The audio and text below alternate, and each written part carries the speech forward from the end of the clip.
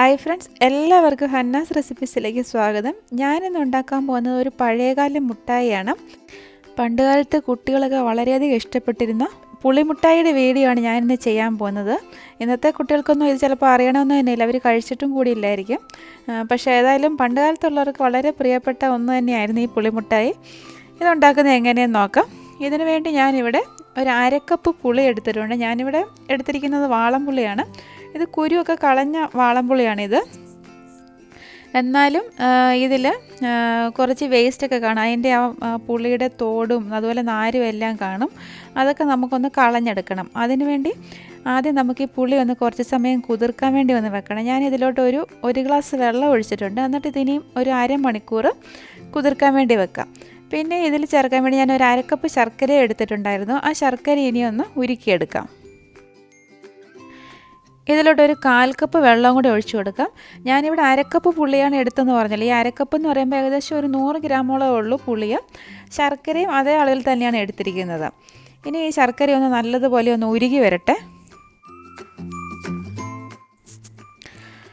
മുമ്പേ കുതിർത്ത് വെച്ചിരുന്ന പുളി ഞാൻ നല്ലതുപോലെ കൈകൊണ്ട് ഒന്ന് തിരുമ്മി അതിൻ്റെ പൾപ്പൊക്കെ എടുത്ത്, എന്നിട്ട് ആ വേസ്റ്റ് ഇങ്ങനെ പിഴിഞ്ഞു മാറ്റി, എന്നിട്ട് അതിൻ്റെ ആ പൾപ്പാണിത്. അത് ഇനി ഒന്നും കൂടി ഒന്ന് അരിച്ചെടുക്കുന്നുണ്ട്. അതിൽ എന്തെങ്കിലും നാരോ പൊടികളൊക്കെ ഉണ്ടെങ്കിൽ നമ്മൾ അരിക്കുമ്പോഴത്തേക്ക് അത് പൊയ്ക്കോളും.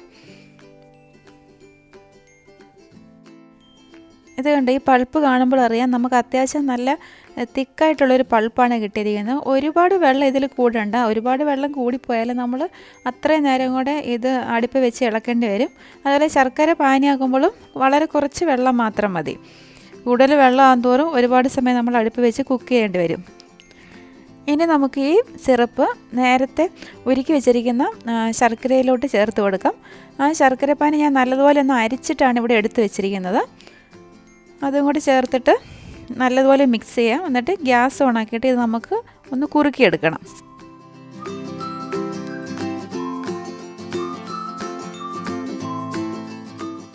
ഇതിപ്പോൾ ചെറുതായിട്ടൊന്ന് തിളച്ച് വരുന്നുണ്ട്. ഇനി ഇതിലോട്ട് ഒരു 1/2 ടീസ്പൂൺ ഉപ്പ് ചേർത്ത് കൊടുക്കാം. ഇതിപ്പോൾ ഉപ്പൊക്കെ നല്ലതുപോലെയുള്ള വാളംപുളിയാണെങ്കിൽ ഒരുപാട് ഉപ്പ് ചേർക്കേണ്ട ആവശ്യമില്ല. ഉപ്പ് ചേർത്തിട്ട് നല്ലതുപോലെ ഒന്ന് മിക്സ് ചെയ്ത് കൊടുക്കാം.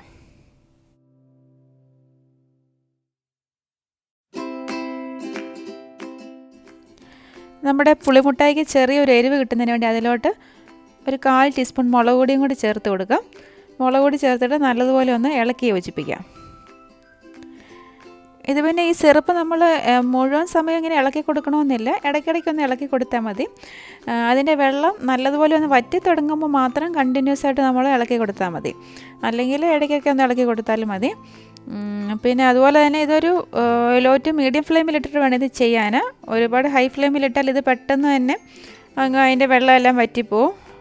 അപ്പോൾ ഇതിലോട്ട് ഞാനൊരു 1 ടീസ്പൂൺ പഞ്ചസാരയും കൂടി ചേർത്ത് കൊടുത്തിട്ടുണ്ട്.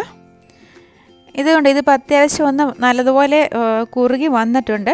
ഇതിൻ്റെ പരുവായോ എന്ന് അറിയാൻ വേണ്ടി നമുക്ക് ഞാൻ ഇതൊരു അല്പം എടുത്തിട്ട് ഒരു പാത്രത്തിലെ വെള്ളം എടുത്തിട്ട് അതിലോട്ടൊന്ന് ഇട്ട് കൊടുക്കണം. അപ്പോഴത്തേക്ക് അതിൽ കലങ്ങി പോവുകയാണെങ്കിൽ ഇതിൻ്റെ പരുവ ഒട്ടും ആയിട്ടില്ല. നമുക്കിനി ഈ വെള്ളത്തിലോട്ട് ഒരല്പം ഇട്ട് കൊടുക്കാം. ഇത് കണ്ടോ, ഒട്ടും കലങ്ങുന്നൊന്നുമില്ല. ഇതിപ്പോൾ ഏകദേശം ആകാറായിട്ടുണ്ട്. ഒരു 5 മിനിറ്റും കൂടെ കഴിയുമ്പോഴത്തേക്ക് നമുക്ക് ഈ ഗ്യാസ് ഓഫാക്കാം. ഇതുകൊണ്ട് ഇപ്പോൾ പാത്രത്തിൽ നിന്ന് ഇങ്ങനെ വിട്ട് വരുന്നുണ്ട്. ഇനി ഗ്യാസ് ഓഫാക്കാം. എന്നിട്ട് ഇത് പെട്ടെന്ന് തന്നെ വേറൊരു പാത്രത്തിലേക്ക് മാറ്റണം. ഇതേ പാത്രത്തിൽ തന്നെ ഇരിക്കുവാണെങ്കിൽ ചിലപ്പോൾ കരിഞ്ഞു പിടിക്കാൻ ചാൻസ് ഉണ്ട്. അല്ലെങ്കിൽ ഗ്യാസിൽ നിന്ന് മാറ്റി ഇളക്കി കൊടുത്താലും മതി. ഇതിപ്പോൾ ഞാനൊരു പാത്രത്തിലേക്ക് മാറ്റിയിട്ടുണ്ട്. ഇനി നമുക്കിതൊന്ന് ഉരുട്ടിയെടുക്കണം. നല്ലതുപോലെ തണുത്തതിന് ശേഷം മാത്രമേ ഉള്ളൂ ഉരുട്ടിയെടുക്കാവുള്ളൂ. ചൂടോടുകൂടി നമ്മൾ ഉരുട്ടാൻ നോക്കിയാൽ നമ്മുടെ കയ്യിലൊക്കെ ഇങ്ങനെ ഒട്ടിപ്പിടിക്കും. അത് ഉരുട്ടാനും പറ്റത്തില്ല. അത് ചൂട് മാറിയതിന് ശേഷം കയ്യിലൊരല്പം എണ്ണ തടവിയിട്ട് ഇതുപോലെ നമുക്ക് ഈസി ആയിട്ട് തന്നെ ഉരുട്ടിയെടുക്കാൻ പറ്റും.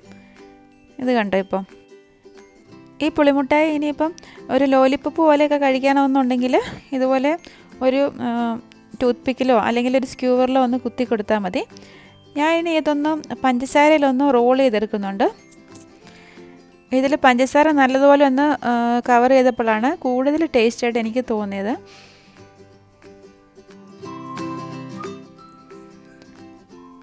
വേണമെങ്കിൽ നമുക്കിത് ഇതുപോലെ ഇങ്ങനെ ചെറിയ പ്ലാസ്റ്റിക് കവർ എടുത്തിട്ട് അതിൽ ഇങ്ങനെ പൊതിഞ്ഞെടുക്കാം. ഞാനിപ്പോൾ ഇവിടെ ക്ലിങ് ഫിലിം കൊണ്ടാണ് ഇത് പൊതിഞ്ഞെടുത്തിരിക്കുന്നത്. ഇത് കണ്ടോ, ഇതാണെങ്കിലും നല്ലതാണ്. ഇത് ഏത് ഷേപ്പിൽ വേണമെങ്കിലും നമുക്ക് ഉരുട്ടിയെടുക്കാം. ഞാനിപ്പോൾ ഇത് കണ്ടോ നീളത്തിലൊന്ന് ഉരുട്ടിയെടുത്തിട്ടുണ്ട്. ഇത് ഈസി ആയിട്ട് തന്നെ നമുക്ക് വീട്ടിലുണ്ടാക്കാൻ പറ്റും.